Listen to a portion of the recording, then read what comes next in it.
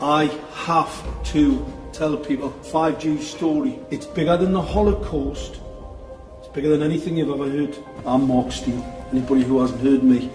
I'm a weapons systems head-up display expert. I'm one of the leading experts in the world. I've actually broke cover in relation to this, and the reason I became an expert was because I invented 5G as a killer. Do not believe a single word I say. Not one. I want you to do your own research. You'll find it's absolutely terrifying. Every thought, every emotional response is a frequency. Wireless radiation has biological effects, period. We are electromagnetic, electrical organisms, transmitters and receivers of information. When our electromagnetic fields are in balance and harmony, we have health. We have psychological health and we have physical health. The reason that this technological society is causing so much psychological and, quote, physical disease is because these frequencies, technologically driven, and we live in this Wi-Fi world now and all the phone masts and all the rest of it, these technologically generated frequencies are scrambling the balance of the human electromagnetic electrical communication systems. And if you scramble them, you create a state of disharmony, dis-ease, which plays through to physical and mental, emotional, psychological dis-ease. And there's another point to this. The brain processes information electrically. It communicates with the cellular structure electrically, and it operates within a certain band of frequency. If you can broadcast frequencies carrying information, this technology has long been known, carrying information and perceptions within the frequency that the brain decodes information, the brain will decode those frequencies and will have those perceptions. You can influence people's perceptions externally by broadcasting these frequencies that we interact with, because we are antenna. Okay. Now, some decades ago, there was a guy who worked out the frequencies of different emotional states. This is long ago. I mean, it's very, very sophisticated now. So every thought, every emotional response is a frequency. It generates a frequency, and it is of itself a frequency. Hate is a frequency, and it's different to love. You know, when you are in a room and there's lots of aggression and conflict and hatred, you feel it. What do people say? Oh God, you can cut the atmosphere with a knife in there. That is because the frequencies of hate and conflict have been so generated, they have changed the electromagnetic field of the room. Okay, so 5G is going to be weaponized against us potentially. Yeah, but the point being that they worked out the frequencies of various emotions, including rage and what have you.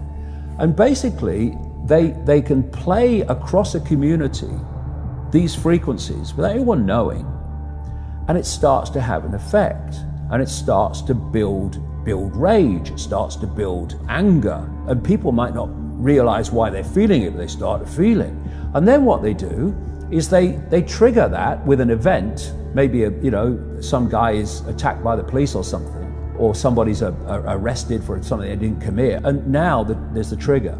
The blue touch paper's been lit of this manufactured frequency-driven rage, and you have mass riots and what have you, and people do things that they wouldn't normally do. And you can make people depressed. You know, the American military, they've admitted this.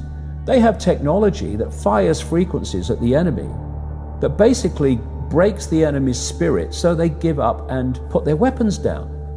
This is the technology we're dealing with. Now you take that into account and then you think of 5G. First of all, 5G doesn't travel well because of the nature of its frequency. So instead of big towers, as we have now, broadcasting these frequencies long distances, it won't do that. And it doesn't go through solid objects, what we call solid objects, very well either. So to overcome that, there are going to be boxes broadcasting 5G, this weapon, down every street, all over the world. You're talking phenomenal numbers of these boxes, broadcasting like on the lamp standard outside your children's bedroom and stuff, broadcasting this stuff. There's nowhere you'll be able to go where you'd be in a field of 5G. And another interesting thing, I don't know whether you've noticed this, but the story broke first of all in Sheffield, when the council started cutting down literally thousands and thousands and thousands of mature trees in urban streets. And there were big protests about it. You know, Sheffield claimed to be a green city, but all these mature trees were coming down, thousands of them. And my brother, he works as a call-out bus mechanic. So a bus will break down, they'll call him, we'll come down and fix it on the side of the road. So he's traveling all the time. And he's saying it's amazing how many mature trees are being cut down. Now, the worst nightmare of 5G in a street is mature trees, because it can't get through them. They don't want urban trees for 5G because it won't go through solid objects very well at all, and it doesn't travel far.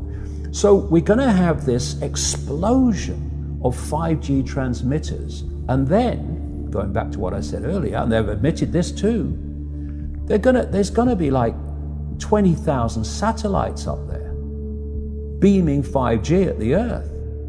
A few days ago, a group of scientists, doctors, environmental organizers, and concerned citizens got together and they called for the urgent stop to the deployment of 5G. They said that it's been proven harmful to human bodies, that this is an experiment on humanity, and that this should be called a crime under international. What is our exposure in a day? It's not one cell phone. It's cell phones, it's multiple wireless networks, it's smart meters, it's cell towers. It's this sandwich, and it all adds up. And this is a serious problem for occupational health, public safety, and personal safety. And I feel that it's irresponsible to be even talking about the Internet of Things and rolling out a new untested technology when we're not even measuring what are our current exposures from the current network. It is a weapon. It's used by the military. Do you know these 5G millimeter wave technologies are used to scatter crowds? They drive up in this technology when they want to scatter a cloud, and they put out these frequencies in a much higher power than 5G will be initially with us, but the same frequencies. And people scatter because they get the feeling their skin is on fire. Because the human body, including the skin, is an antenna. It interacts with frequencies and it receives and transmits information. At the cutting edge of understanding of DNA, scientists know that DNA is a receiver-transmitter of information. There are going to be boxes broadcasting 5G, this weapon, down every street, all over the world. What we're concerned about 5G is that it's going to require a transmitter about every 3 to 10 homes. So you're talking about a small cell tower placed in front of your home. Because at these high frequencies, you can't have... It doesn't travel very well. Yeah. And people need to understand, it's 24 gigahertz to 90 gigahertz. These are not 2 feet. These are 2 inches to half an inch. And this is very dense wireless radiation hitting our bodies. What we know is that it pulses more, it's got higher frequency, more waves per second, it beats up the cells more.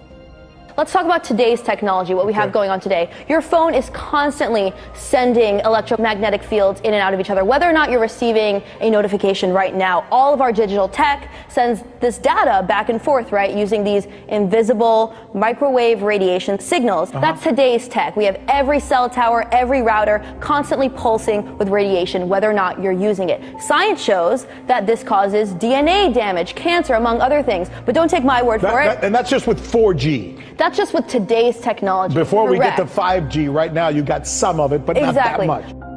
Wireless radiation has biological effects, period.